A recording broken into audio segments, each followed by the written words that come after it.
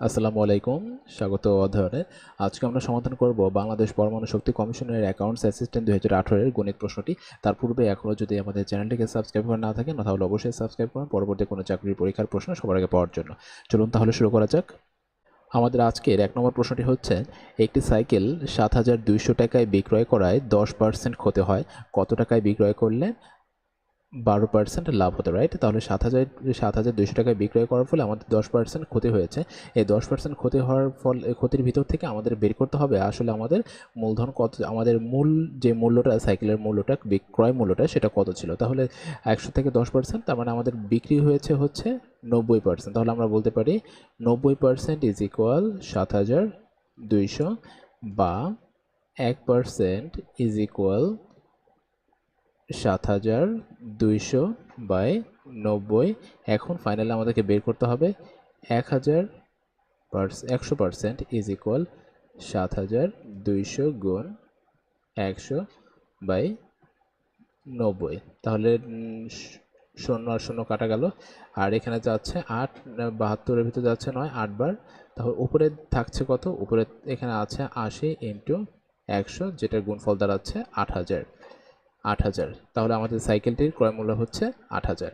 এখন দ্বিতীয় অংশে বলা হয়েছে কত টাকায় বিক্রয় করলে 12% লাভ হবে। কত টাকায় বিক্রয় করলে 12% লাভ হবে। তাহলে আমাদের ক্রয় মূল্য যদি 100 টাকা হয়, 12% লাভ হবে। ক্রয় মূল্য যদি 100 টাকা হয়, ক্রয় মূল্য 100 হলে, 100 টাকা লিখলাম না, 100 হলে বিক্রয় মূল্য হচ্ছে 112 টাকা। সুতরাং আমাদের ক্রয় মূল্য যদি 1 টাকা হয় তাহলে বিক্রয় মূল্য আরও কমে যাবে 100।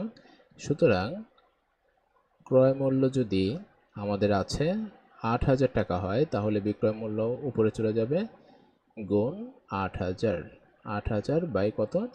বাই হচ্ছে 100, রাইট? তাহলে এখন এখান থেকে 2টা শূন্য, এখান থেকে 2টা শূন্য চলে গেল, আমাদের উপরে রয়েছে শুধুমাত্র একটা শূন্য। তাহলে একটা শূন্য রেখে দিচ্ছি।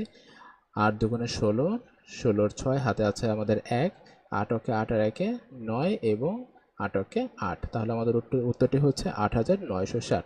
আমাদের উত্তরটি হচ্ছে গ, 8,960। 2 নম্বর প্রশ্নটি হলো, আলম সাহেব বার্ষিক 10% মুনাফার ব্যাংকে 2,000 টাকা জমা রাখলেন। প্রথম বছরান্তে মূলধন সহ তিনি কত টাকা পাবেন? তাহলে 10% তিনি কি রেখেছেন? 10% মুনাফা তাকে দেওয়া হবে।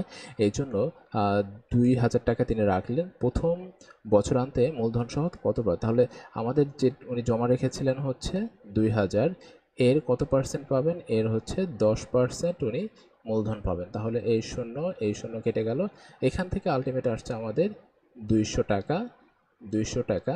অপরদিকে ওনার মূলধনের ভিতরে চক্রবৃদ্ধি যেহেতু প্রথম বছরান্তে সম্পূর্ণটাই মূলধন, তাহলে মূলধন হচ্ছে হলে ওনার প্রথমে রয়েছে 2,000 টাকা, প্লাস উনি মুনাফা পাচ্ছেন 200 টাকা। আলটিমেট ওনার টাকা আসছে 2,200 টাকা। উত্তরটি হচ্ছে খ, 2,200 টাকা।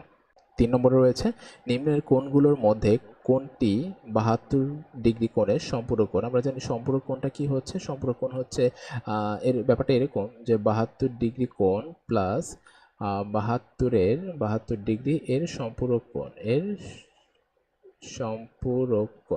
সম্পূরক কোণ ইজ ইকুয়াল 180 ডিগ্রি। 180 ডিগ্রি। সুতরাং 72-এর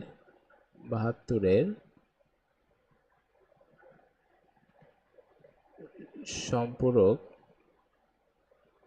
কোণ ইজ ইকুয়াল 180 বিয়োগ 72। তাহলে 72 থেকে আমাদের 72 থেকে 180 যদি চলে যায় তাহলে থাকে হচ্ছে 108। তাহলে এটা উত্তরটি হচ্ছে 108, ঘ। 4 নম্বরে রয়েছে, কোনো সমকোণী ত্রিভুজের সমকোণ সংলগ্ন বাহুদ্বয় যথাক্রমে 3 ও 4 সেন্টিমিটার হলে অতিভুজের মান কত? তাহলে আমাদের সমকোণী ত্রিভুজ হচ্ছে এটার সমকোণ সংলগ্ন বাহু ধরছি এটা হচ্ছে 3 সেন্টিমিটার আর এটা হচ্ছে 4 সেন্টিমিটার। তাহলে এটা কত মিটার? আমরা জানি যে অতিভুজ, এটা তো অতিভুজ, আমরা জানি অতিভুজ স্কোয়ার ইজ ইকুয়াল ভূমি স্কোয়ার প্লাস লম্ব স্কোয়ার। ভূমি বা উচ্চতা, হ্যাঁ লম্ব যেটাই বলেন না কেন, লম্ব স্কোয়ার। তাহলে এখানে ভূমি হচ্ছে 4, লম্ব হচ্ছে 3, 4 4 16 এবং 3 তিরিক্ষে 9, এদের দুইজনের যোগফলটা হচ্ছে 25। সুতরাং অনলি এটা হচ্ছে অতিভুজ স্কোয়ারের মান হচ্ছে 25, আমরা বের করব শুধু শুধু অতিভুজ। তাহলে আমাদের স্কোয়ারটা ওই পাশে গিয়ে রুট হয়ে যাবে, শুধু অতিভুজ 25, তাহলে এখানে আসছে শুধু 5। আমাদের উত্তরটি হচ্ছে শুধু 5 সেন্টিমিটার, এটার মানটা হচ্ছে শুধু 5 সেন্টিমিটার। 5 নম্বরে রয়েছে 8 11 17। 5 নম্বরে রয়েছে 8 11 17 29 53 এর পরবর্তী সংখ্যাটি কত? প্রথমটি হচ্ছে 8, তারপরটি হচ্ছে 11, তারপরটি হচ্ছে 17, তারপরে রয়েছে 29, তারপরে আছে 53। এদের প্রত্যেকটা সংখ্যার ভিতরে যদি আমরা ডিফারেন্সটা দেখি তাহলে দেখা যাচ্ছে 11 থেকে 8 বাদ দিলে থাকে 3, আবার 17 থেকে 11 বাদ দিলে থাকে 6, 29 থেকে 17 বাদ দিলে থাকে 12, এবং পরবর্তীতে 29 থেকে 53কে যদি 53 থেকে 29কে বাদ দিলে এখানে থাকছে হচ্ছে 24, এখানে থাকছে 24।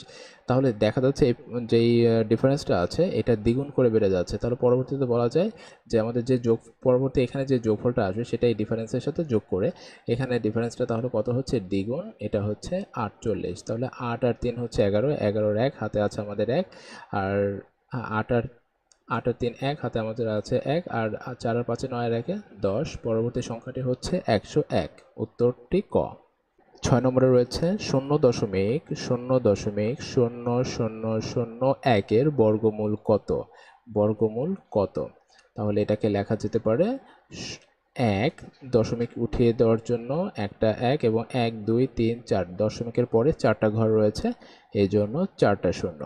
তাহলে আলটিমেট এখানে দেখা যাচ্ছে 1, আর নিচে আমরা একটু যদি এটাকে যদি ভাগ করি তাহলে 100 গুণ 100 আকারে লেখা যায় অলমোস্ট। তাহলে এখানে লেখা যাচ্ছে আমরা 1/100 স্কোয়ার। তাহলে আমরা এটা কেটে যাচ্ছে, আর 1-এর বর্গমূল 1ই আসে, তাহলে এখানে আসছে অনলি 100। আর এটাকে যেহেতু আমাদের উত্তরে রয়েছে দশমিক দিয়ে প্রকাশ করা আছে, তার মানে উত্তরটি হবে পরবর্তীতে 1-এর পরে 2টা ঘর, তাহলে দশমিক পরে 2টা ঘর রয়েছে, উত্তরটি হবে 0.01, 0.01। 7 নম্বর প্রশ্নটি রয়েছে পিতা মাতা ও পুত্রের বয়সের গড় 37 বছর, আবার পিতা ও পুত্রের বয়সের গড় 35 বছর, মাতার বয়স কত? তাহলে প্রথম কথাটা হচ্ছে এদের তিনজনের বয়সের গড়টা হচ্ছে 37। তো আমরা দেখে নিই এখানে এদের বয়সের মোট কত। পিতা মাতা ও পুত্রের বয়সের গড়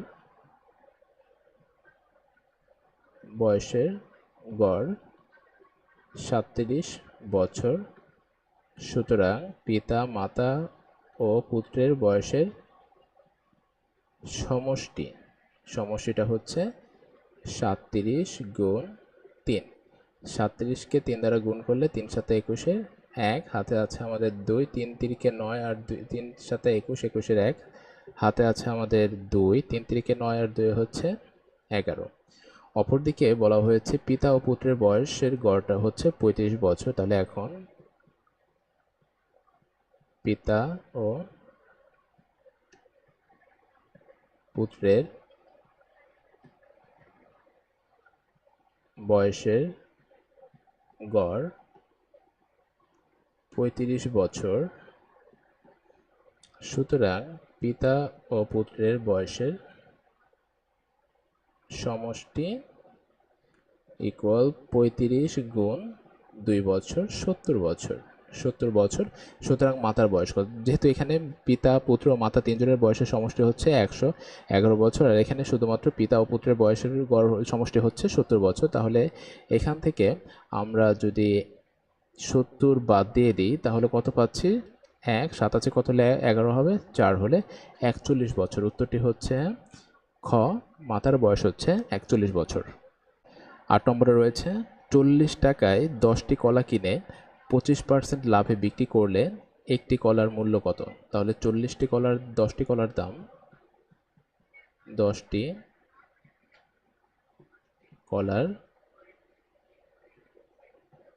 ক্রয় মূল্য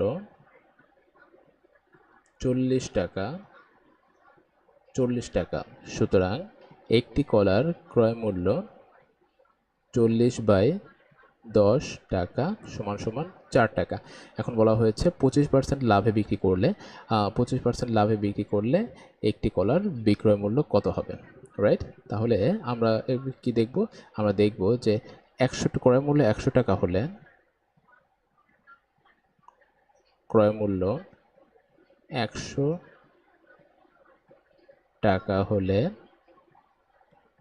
যেহেতু 25% লাভ, সেহেতু আমাদের বিক্রয় মূল্য কি হবে? 100 থেকে 25 বেশি হবে, বিক্রয় মূল্য 125 টাকা।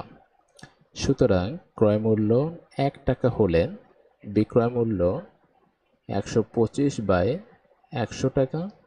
সুতরাং ক্রয় মূল্য 4 টাকা হলে আমাদের বিক্রয় মূল্য বেড়ে যাচ্ছে 125 গুণ 4, নিচে চলে যাচ্ছে 125। তাহলে এখন দেখুন আলটিমেট এখানে আমাদের উপরে আছে 125, সরি নিচে যাবে 100, কেননা নিচে 100ই থাকবে। হ্যাঁ, নিচে যাচ্ছে আমাদের 100, তাহলে 100 এখানে 25 যাচ্ছে